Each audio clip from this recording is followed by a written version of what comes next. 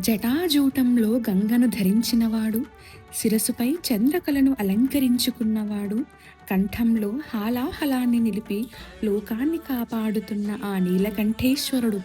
కాసిని నీళ్లు పోస్తే చాలు పొంగిపోతాడు.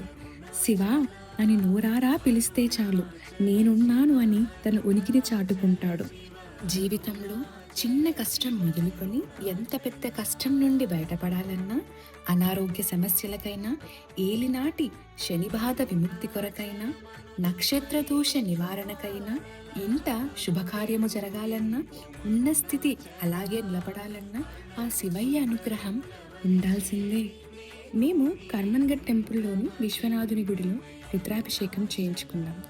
మనం ఇంటి నుంచి ఏమి తెచ్చుకోకపోయినా ఇక్కడ 260 రూపీస్ ఇస్తే రుద్రాభిషేకంకి కావాల్సిన కంప్లీట్ కిట్ ఇస్తున్నారు. పూజ టికెట్ అయితే 200 రూపీస్. పూజారులు చాలా బాగా చేస్తున్నారు ఇక్కడ. ఆల్మోస్ట్ ఒక 20 to 30 మినిట్స్ జరిగింది అభిషేకం. చాలా బాగా అనిపించింది. ఓం నమ శివాయ.